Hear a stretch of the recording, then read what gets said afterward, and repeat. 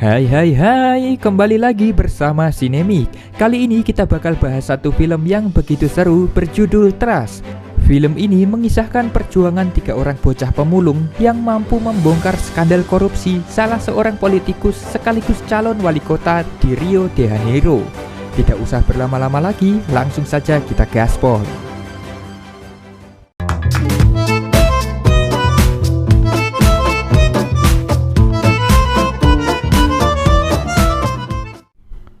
Di suatu tempat pemakaman di kota Rio de Janeiro, Brasil, terlihat seorang pria bernama Jose Angelo sedang menguburkan peti anaknya yang bernama Pia Angelo. Jose pun kemudian pulang.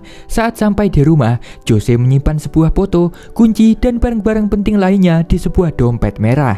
Tak berapa lama, para polisi datang menggerebek tempat tinggal Jose. Jose berusaha melarikan diri dari sana. Polisi mengejarnya. Para polisi menembak kaki Jose hingga dia terpojok. Jose kemudian membuang dompet berharganya ke sebuah truk sampah yang melintas di bawah.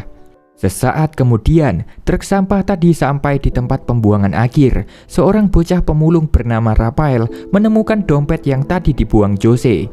Di dalamnya, Rafael melihat uang dan beberapa barang.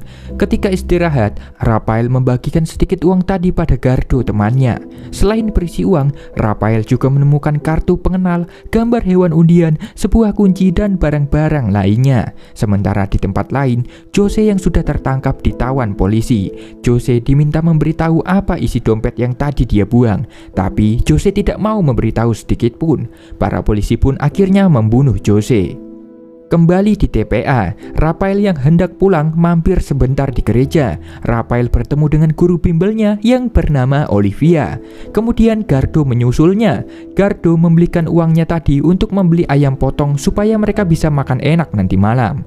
Mereka pun kemudian pulang. Mereka mandi untuk melepas lelah. Beberapa saat kemudian, para polisi yang dipimpin ketua mereka, Frederico, datang ke TPA. Mereka mencari dompet Jose yang hilang. Frederico kemudian sedikit berjalan di pinggiran kolam. Frederico kemudian bertemu dengan Gardo yang saat itu minta difoto. Gardo menanyakan ada apakah gerangan, banyak sekali polisi yang datang. Frederico bilang kalau mereka sedang mencari sebuah dompet yang hilang. Dompet itu adalah barang bukti yang sangat penting. Frederico menawarkan uang 1.000 real jika ada yang menemukan dompet tersebut. Frederico lantas menanyakan siapa nama mereka. Gardo pun mengenalkan dirinya dan Rafael. Dari kejauhan, seorang ibu-ibu meneriaki Gardo menanyakan berapakah upah yang dia dapat jika memasak ayam potong Gardo. Frederico pun berhenti sejenak. Frederico lalu pergi lagi meninggalkan mereka.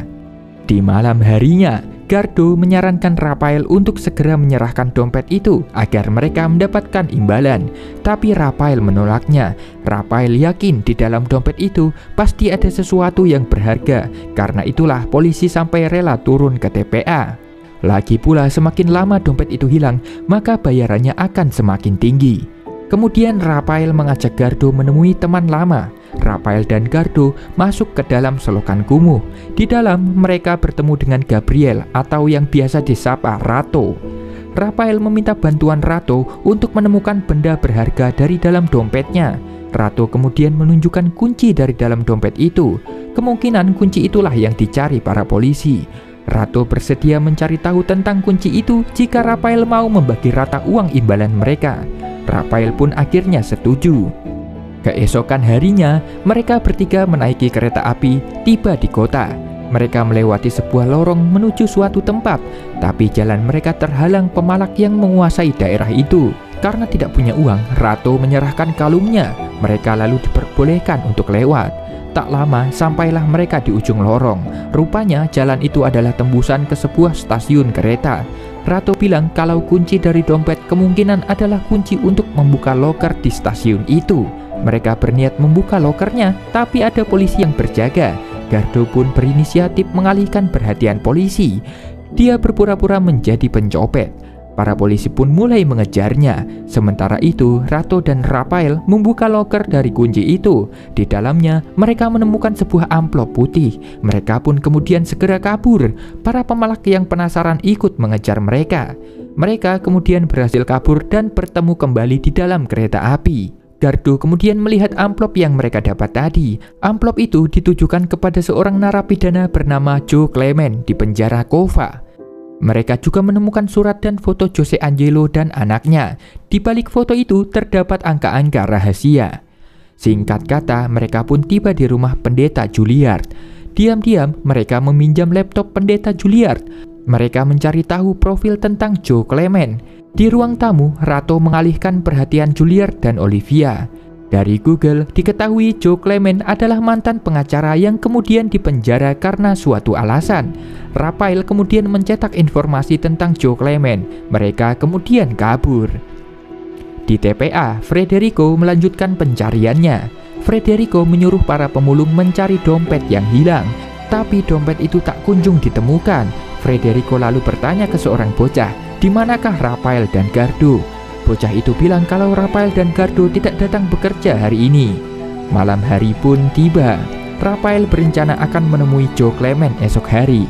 Namun tak disangka-sangka, para polisi menculik Raphael dan membawanya kabur. Gardo dan Rato mengetahui hal itu melaporkannya pada pendeta Juilliard. Di tempat lain, di jalanan yang sepi, Raphael dibawa keluar mobil, kepalanya dibentur-benturkan ke mobil. Para polisi menyuruh Raphael menunjukkan di mana dompet itu berada. Tapi Raphael hanya diam, tidak mau berbicara. Federico kemudian menyuruh anggotanya menutup kepala Raphael. Raphael dimasukkan ke dalam mobil, kaki dan tangannya diikat dengan kabel tis.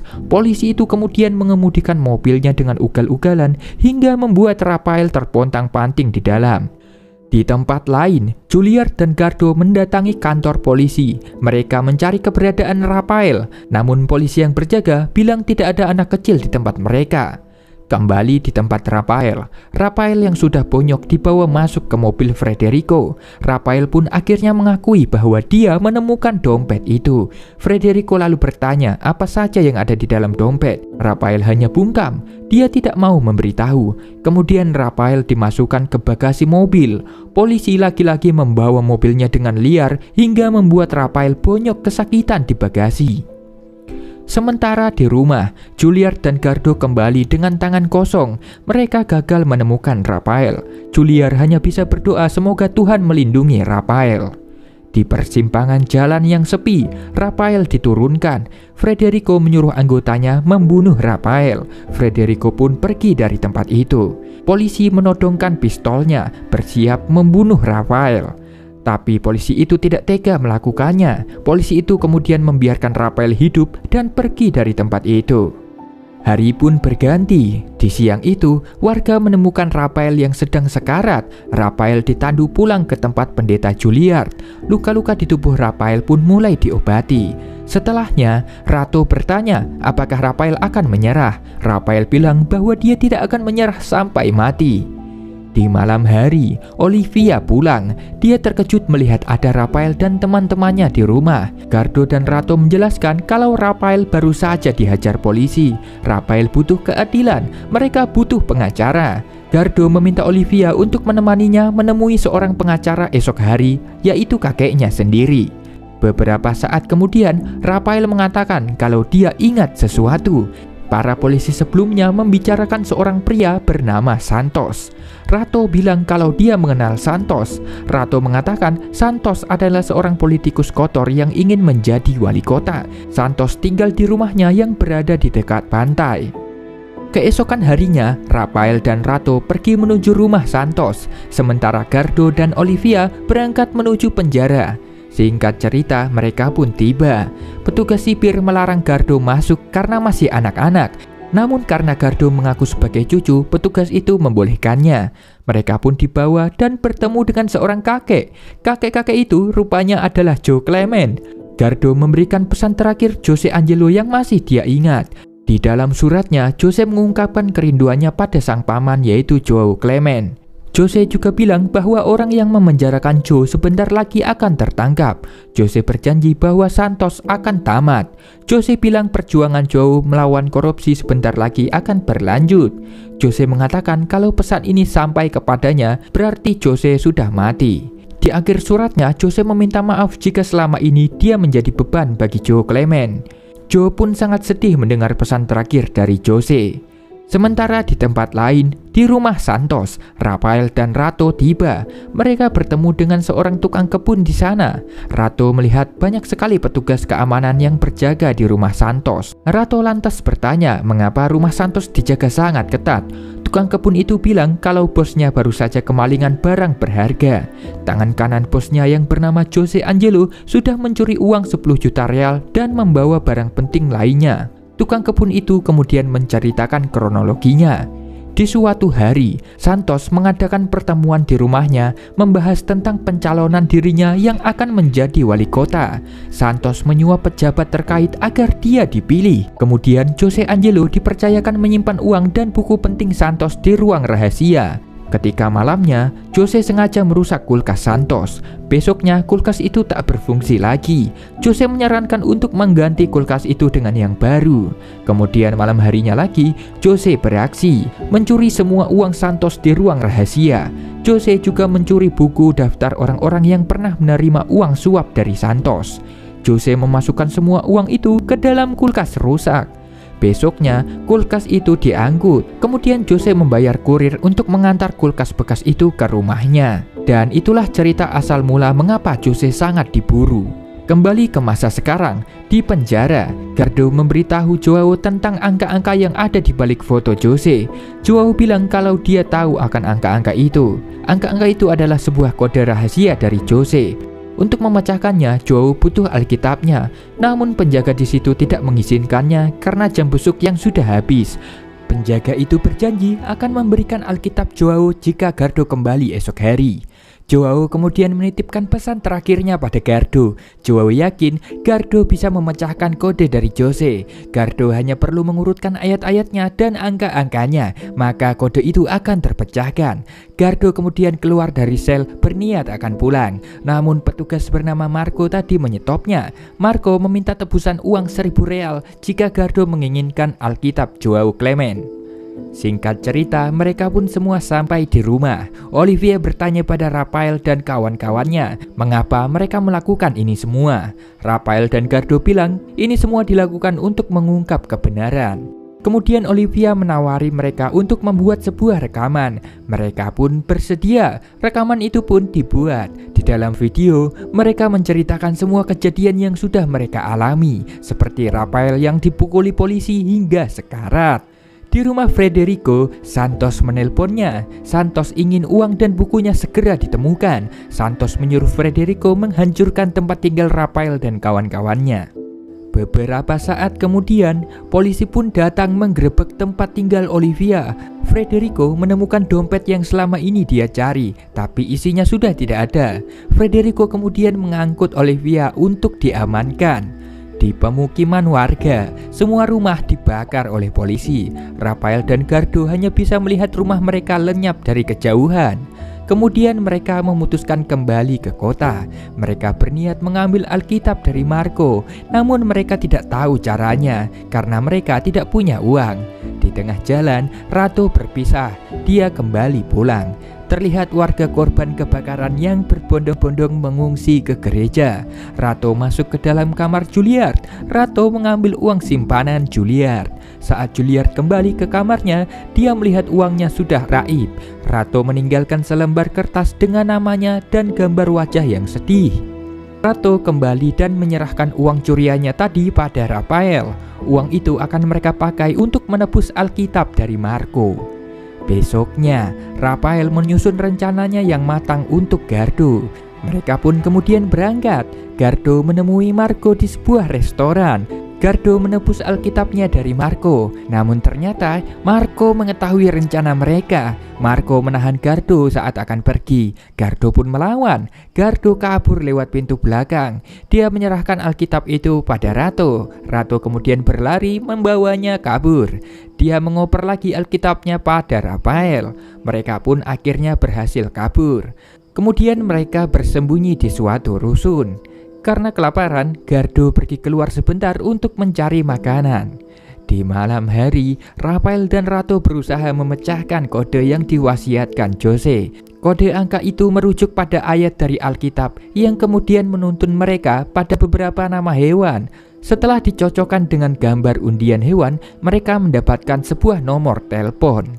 Sementara di pesta, Gardo yang sedang mencari makanan di bak sampah dihampiri seorang perempuan. Tak lama para polisi pun datang berpatroli. Gardo segera pergi dari sana. Gardo segera mengajak Rafael dan Rato untuk segera kabur. Saat polisi tiba, Rafael dan kawan-kawan sudah tidak ada. Mereka berlari di atas atap rumah warga menghindari kejaran polisi. Mereka lalu dituntun perempuan yang tadi ditemui Gardo. Perempuan itu membawa mereka sampai ke pangkalan ojek. Mereka pun langsung tancap gas untuk kabur. Di tempat sebelumnya, Federico menemukan tempat persembunyian Rafael. Dia melihat angka-angka yang sebelumnya ditulis Rafael. Federico kemudian menelpon nomor itu. Sementara di tempat telepon umum di pinggir jalan, Rafael berhenti sejenak untuk menelpon nomor yang sama. Nomor itu ternyata adalah nomor yang merujuk pada tempat pemakaman bernama Saint Francis. Rafael dan kawan-kawannya pun kemudian bergegas untuk menuju tempat pemakaman itu. Sesampainya di pemakaman, Rafael melihat petunjuk terakhir dari Jose. Petunjuk itu berupa sebuah kalender yang di dalamnya ditandai bulan 6 tanggal 17. Rafael kemudian mulai mencari kuburan yang berhubungan dengan angka dari kalender itu. Dari luar pagar tampak Federico yang sudah sampai di tempat itu juga. Sementara di dalam, Rafael sudah menemukan kuburan yang sama dengan petunjuk kalender. Kuburan bernomor 17 di blok 6. Kuburan atas nama Pia Angelo yang merupakan anak Jose Angelo. Kemudian seorang anak perempuan tiba-tiba muncul dari belakang. Anak itu adalah Pia Angelo. Pia mengatakan dia sedang menunggu kedatangan ayahnya di sana. Rafael yang sadar jika Pia belum mati semakin penasaran dengan isi di dalam kuburan Pia. Rafael kemudian pergi sebentar untuk mencari kawan-kawannya. Namun ketika kembali, Rafael melihat kawan-kawannya yang sudah ditangkap Federico. Mereka pun disuruh membongkar kuburan Pia. Mereka mengeluarkan peti dari kuburan itu. Di dalam peti itu berisi uang curian yang selama ini disembunyikan Jose. Selain uang, ada juga sebuah buku berharga milik Santos. Federico kemudian menelpon Santos. Federico melaporkan bahwa buku dan uang Santos sudah ditemukan. Namun tiba-tiba dari belakang Pia membawa beton menjatuhkannya ke kepala Federico. Tidak membuang kesempatan, Gardo dan Rato pun langsung menghajar Federico. Rafael mengambil pistol Federico dan menodongnya.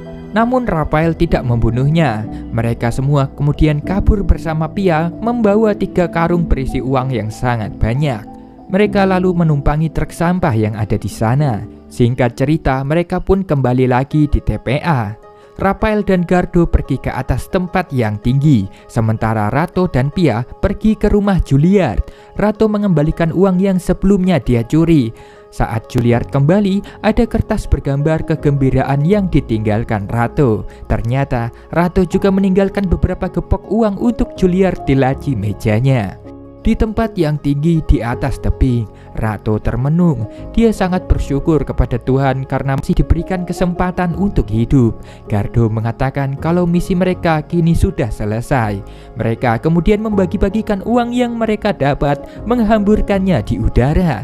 Dengan sukaria sambil menari-nari, mereka menghujani langit dengan uang. Di bawah, para pemulung berdatangan mulai mengais uang-uang yang jatuh.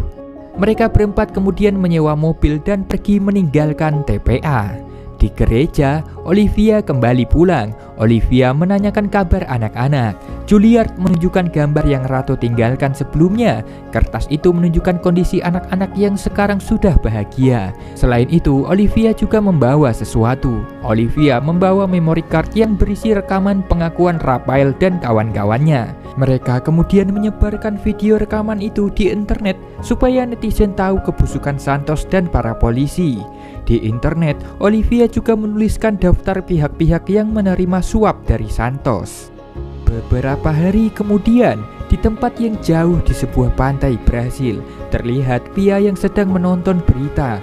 Tampak Santos yang sekarang ditangkap karena kasus suap. Pihak politisi dan polisi yang terlibat juga ikut diringkus. Video pengakuan Rafael dan kawan-kawannya sudah viral di mana-mana. Kebenaran pun akhirnya terungkap. Rafael, Gardo, Rato, dan Pia akhirnya hidup bahagia. Dan berakhirlah film Trust ini. Terima kasih buat kawan-kawan yang sudah menonton hingga akhir. Semoga kalian terhibur dan sampai jumpa. Adios.